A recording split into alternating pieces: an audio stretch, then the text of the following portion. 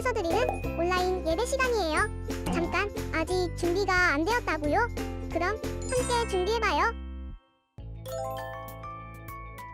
먼저 주변을 깨끗하게 정돈해요. 단정한 옷으로 갈아입어요. 성경책, 찬송가, 헌금을 준비해요. 누워있거나 간식을 먹지 않기로 약속해요. 다른 행동은 멈추고 예배에 집중해요. 찬양 시간에는 기쁜 마음으로 일어나서 따라해요. 성경 말씀은 함께 큰 목소리로 따라 읽어요. 설교가 끝나고 기도 후에는 큰 소리로 아멘해요. 아멘. 준비한 헌금은 따로 저금통이나 성경책에 모아두었다가 교회에 출석할 때 드려요. 예배가 끝날 때까지 경건하게 예배에 집중해요. 광고도 잘 듣고 기억해두세요. 그럼 예수님과 함께 기쁘고 행복한 예배 시간이 되기를 바라요.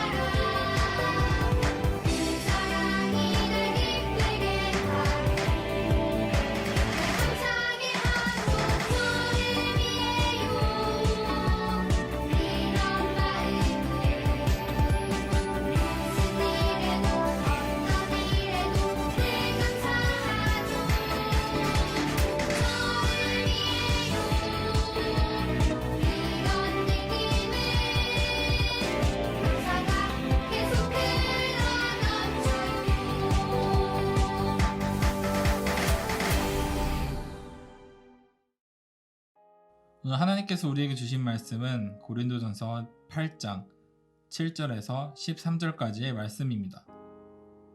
그러나 이 지식은 모든 사람에게 있는 것은 아니므로 어떤 이들은 지금까지 우상에 대한 습관이 있어 우상의 제물로 알고 먹는 고로 그들의 양심이 약하여지고 더러워지느니라.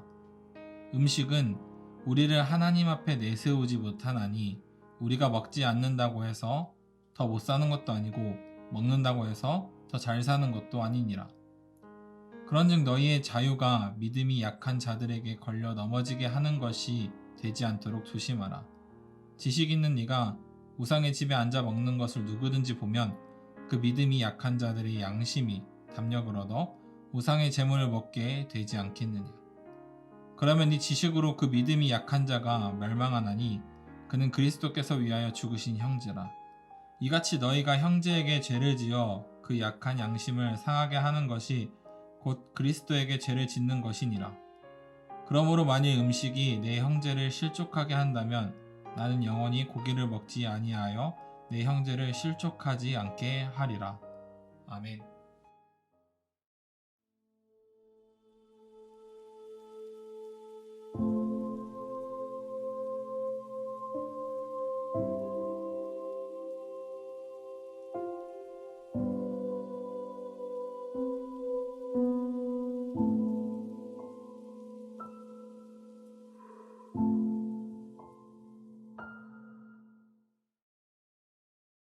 안녕하세요. 온 가족이 함께 모여드리는 온라인 가정예배에 오신 여러분들을 주님의 이름으로 환영하고 축복합니다. 오늘은 지식보다 믿음으로라는 제목으로 함께 말씀을 나누고자 하는데요. 제가 청소년 청년 사역을 했을 때 부모님들 그리고 청년들에게 많이 들었던 질문이 있습니다. 바로 기독교인은 술을 마시면 안 되나요? 라는 질문이었어요. 옛날에는 기독교인이 술을 마시면 안 된다는 것이 우리에게 크게 문제가 되지 않았었습니다. 고린도전서 3장의 기록처럼 우리 몸이 하나님의 거룩한 성전이라는 믿음이 있었기 때문입니다. 그런데 시대가 변하게 되고 수많은 정보를 우리가 공유하게 되면서 이제 신앙생활을 시작하는 젊은 사람들에게는 왜 우리가 그렇게 해야 하나요? 라는 의문이 생기게 되었어요. 기존의 신앙을 지켜온 어른들은 이러한 질문이 당연한 것이 아니었기 때문에 아마 적절한 대답을 해주시기 어려우셨을 거예요. 그리고 이제 신앙생활을 시작하는 젊은 친구들은 합리적으로 납득 가능한 이유가 없기에 받아들이기가 또한 어려우셨을 겁니다. 카톨릭에서도 음주가 금지되지 않고 미국이나 독일 등 해외에 있는 개신교에서는 취하지 않을 정도만 술을 먹는다면 그것이 문제가 되지 않는데 왜 우리나라 개신교에서는 술을 먹어서는 안 되는 것일까요? 여기에는 두 가지 이유가 있습니다. 하나는 역사적인 이유고요. 또 다른 하나는 성서적인 이유지요. 먼저 역사적 이유를 보면 1885년 4월 5일에 조선으로 보내진 최초의 선교사 아펜젤러가 인천 제물포항에 입항을 했을 때에 나이가 27살이었습니다. 우리가 선교사들을 생각할 때 그들의 업적이 위대하기 때문에 그들을 이해함에 있어서 굉장히 성숙한 사람이었다고 생각할 수 있는데요. 사실은 이 땅에 찾아온 선교사들도 그 당시에는 굉장히 어렵고 젊은 청년 중에 한 사람에 불과했다는 것을 우리가 알아야 한다는 겁니다. 이 젊은 선교사들이 자라온 배경은 대부분 경건주의 신앙이나 보수주의적인 신앙을 가지고 있었고요. 절제, 금주, 금연과 같은 가치들은 이들에게 당연한 것이었습니다. 물론 조선에 들어오자마자 이들이 바로 절제운동을 벌인 것은 아니었지만 애초에 이들이 자라왔던 신앙적 배경이 금주와 금연을 중요시하게 생각해왔다는 겁니다. 그렇다면 이들이 초기에는 운동을 벌이지 않다가 왜 조선에 들어오고 나서 이 시대를 읽고 난 후에 금주, 금연과 같은 절제운동을 시작하게 되는 것일까요? 왜 이렇게 금주가라는 것을 만들어서 부르고 금주운동 포스터를 만들어서 모두에게 배포했을까요? 당시 일본은 우리나라의 경제를 무너뜨리기를 원했습니다. 그래서 경제의 기반이 되었던 농촌을 쓰러뜨리고자 했죠. 이 농촌을 쓰러뜨리는 가장 효과적인 방법이 농민들로 하여금 술과 담배 그리고 아편, 대마 같은 것에 빠지게 하여 정상적인 생활을 하지 못하도록 만드는 것이었습니다. 농업을 한참 할 시기에는 열심히 일하고 부지런하지만 쉬기에는 뭘 하기가 좋습니까? 사람들끼리 모여서 노름과 술잔치를 벌이기가 좋겠죠. 이렇게 노름과 술이 백성들에게 퍼져나가기 시작하니 파산하는 가구가 늘어났고 공공해진 사람들이 많아져서 독립운동은커녕 삶에 대한 의지조차 꺾이게 되는 상황들이 벌어지게 된 겁니다. 이때 처음으로 이 절제운동, 금주, 금연운동을 벌인 사람들이 누구냐? 바로 우리 감리교인들이었다는 거예요. 이들이 세 가지를 강조했는데 첫째로 술은 신앙에 유익하지 않다. 둘째로 술은 건강에 해롭다. 셋째로 술은 개화와 국민의식 계몽을 방해한다는 것이었습니다. 감리교회에서는 그래서 노름, 도박, 금주, 담배, 마약을 교회 안에서 금지하기로 아예 교단 차원에서 공식적으로 결의를 하게 되었어요. 동시에 이 감리교회 안에서 여성들이 선교사들에게 교육을 받으면서 여성의 권리와 권위가 엄청나게 향상이 되었고 이 여인들이 애국부인회, 송죽형제회, 조선여자 기독교 절제회 등의 기관을 만들어서 농촌마다 지역마다 다니면서 술과 담배의 폐해와 절제의 필요성을 전하고 다녔던 겁니다. 그래서 젊은이들을 독립운동하게 만들고 깨어있게 만들고 농촌계몽운동을 일으키고 국채보상운동을 일으키고 임시정부를 지원하면서 독립운동을 해나가는 기틀을 마련했다는 거예요. 그렇게 금주와 금연은요, 개신교인들의 자랑스러운 메달인 것입니다. 이 나라를 지킨 운동을 일으켰다는 한국 개신교의 역사적인 흔적이에요. 요즘 사람들이 말하는 것처럼요, 성경에는 술 먹지 말라는 이야기는 없습니다. 그러나 술 취하지 말라는 이야기는 있어요. 술 취하는 자는 하나님의 나라를 유업으로 받지 못한다. 술 취하는 것을 즐기는 자를 친구로 사귀지 말라. 이러한 구절들을 통해서 우리는 성경이 술 취하는 것과 술의 방탕함을 경계하라고 있다는 것을 알 수 있습니다. 그런데 우리가 먹지 말라는 구절이 없다는 이유 하나만으로 아주 마음이 편하게 아무 거리낌이 없이 술을 마시는 건 이 시대에 전혀 문제가 되지 않습니다라고 말하려고 한다는 거예요. 분명하게 성경은 우리에게 이렇게 말하고 있습니다. 하나님은 우리가 술에 취하는 것, 그러한 시간을 좋아하는 것, 그 자리에 가서 똑같이 무르익는 분위기를 숭배하고 기뻐하는 것을 결탄코 기뻐하지 않으십니다. 오늘 설교의 제목이 지식보다 믿음으로인데요. 우리가 읽은 고린도전서에 보면요, 오늘날 우리가 고민하고 있는 문제와 아주 흡사한 문제가 있었습니다. 바로 우상에게 바친 제물, 특히 고기를 먹는 것이 그리스도인에게 자유로운가 하는 문제였어요. 그냥 배경이 없이 오늘의 말씀을 읽으면요, 도대체 뭐가 문제인가 싶습니다. 왜냐하면 우상에게 바쳐진 제물을 먹는 것이 좋은 일은 아니니까요. 우리 생각에는 그냥 안 먹으면 되잖아요. 그러나 이 시대에는 고기를 오랫동안 보관할 수 있는 시설이나 장치가 없었습니다. 즉, 고기를 먹을 수 있는 날이 언제냐면 우상에게 짐승이 제물로 바쳐졌을 때 먹을 수 있는 겁니다. 도시에서 축제를 열었다면 그 음식이 모두 우상에게 바쳐진 음식이었고, 친구들에게 초대를 받아서 식사 자리에 가면 그 집의 음식 또한 다 그런 음식이었던 거예요.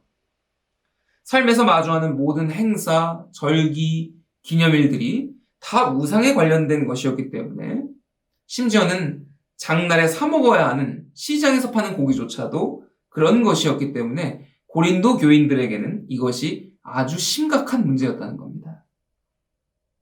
이미 예수님을 믿은 지 시간이 지났고 말씀 가운데 올바른 믿음이 세워진 사람들에게는요, 하나님만이 참 신이시요 우상은 살아있는 신이 아니라는 것을 알았기 때문에 그 바른 지식이 있었기 때문에 고기를 먹는 것은 별로 문제가 되지 않았습니다. 별로 거리낌이 있는 일들이 아니었어요.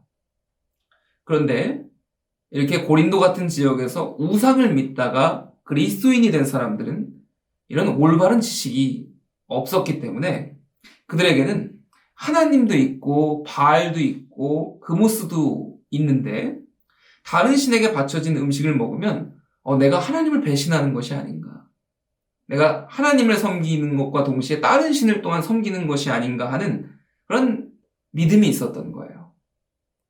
그렇게 오늘 바울은 7절에서 이렇게 말합니다. 그러나 이 지식은 모든 사람에게 있는 것은 아니므로 어떤 이들은 지금까지 우상에 대한 습관이 있어 우상의 제물로 알고 먹는 고로 그들의 양심이 약하여지고 더러워지느니라.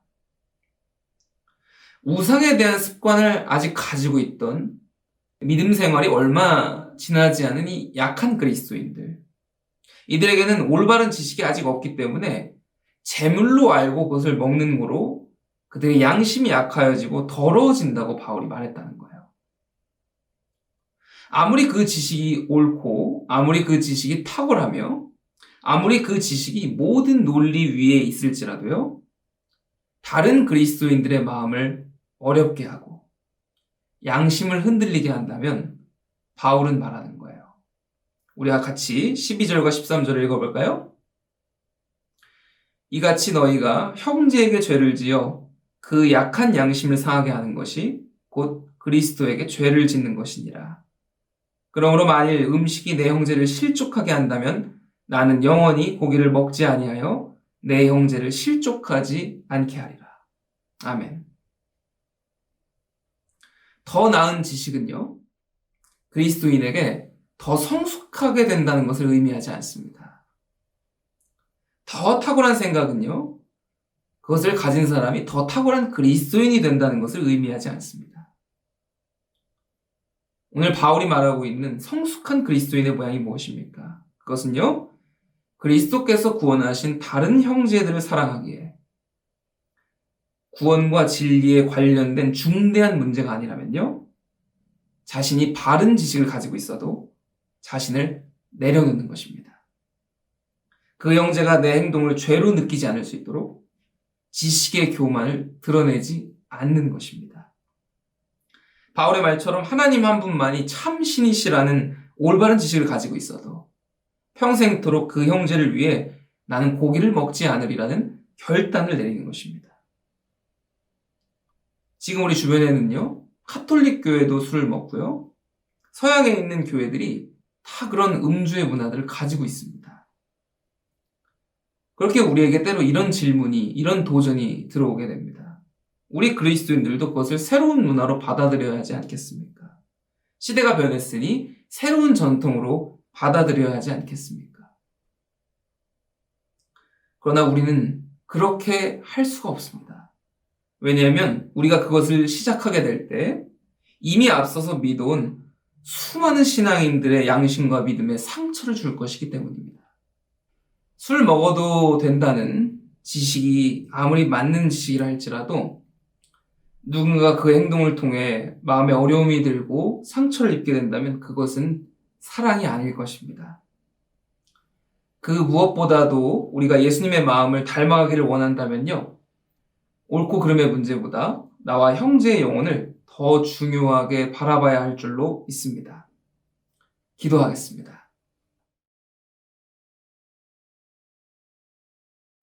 아무도 알지 못하던 조선, 숨겨진 은둔의 나라에 수많은 선교사들을 보내시고 교회를 세우셔서 오늘까지 오게 하신 하나님 감사합니다. 이 땅이 일제의 침략으로 혼란스럽고 위기를 맞이하였을 때에 믿는 자들을 깨우시고 일으키셔서 독립과 광복을 위해 힘쓰게 하신 것처럼 하나님, 오늘 이 땅이 혼란스럽고 위기를 맞이했을 때에 다시금 우리 그리스도인들이 일어나 하나님의 이름으로 이 땅을 새롭게 할 수 있기를 원합니다. 바라옵기는 오늘의 말씀처럼 지식보다 믿음으로 행하는 우리가 되게 하여 주옵소서. 지금 세상에는 성경의 정신과 가치에 도전하는 수많은 것들이 나타나고 있습니다. 그러한 지식들이 우리의 믿음을 앞서지 않게 하시고 오직 성경에서 하나님께서 말씀하시는 것을 따라 더 성숙하고 더 온유한 그리스도인들이 될 수 있도록 우리 성악교회 모든 가정 가운데 함께하여 주시옵소서. 예수 그리스도의 이름으로 기도하옵나이다. 아멘.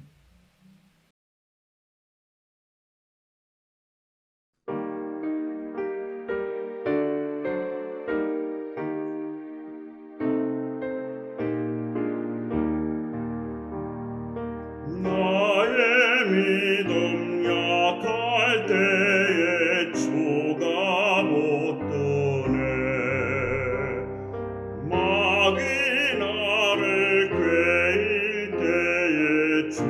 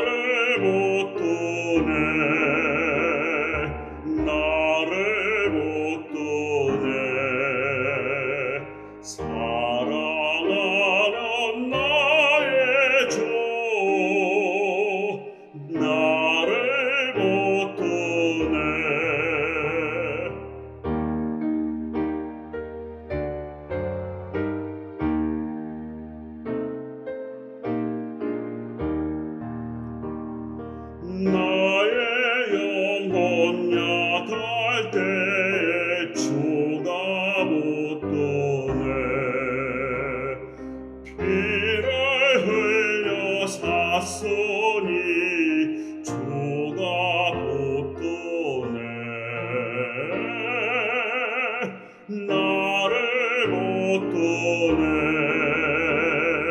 나를 못 떠내 사랑하는 나의 주 나를 못 떠내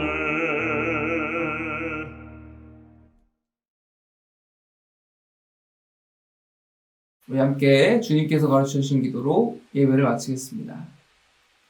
하늘에 계신 우리 아버지여, 이름이 거룩히 여김을 받으시오며 나라가 임하시오며 뜻이 하늘에서 이루어진 것 같이 땅에서도 이루어지이다. 오늘 우리에게 일용할 양식을 주시옵고 우리가 우리에게 죄 지은 자를 사하여 준 것 같이 우리 죄를 사하여 주시옵고 우리를 시험에 들게 하지 마시옵고 다만 악에서 구하시옵소서. 나라와 권세와 영광이 아버지께 영원히 있사옵나이다. 아멘.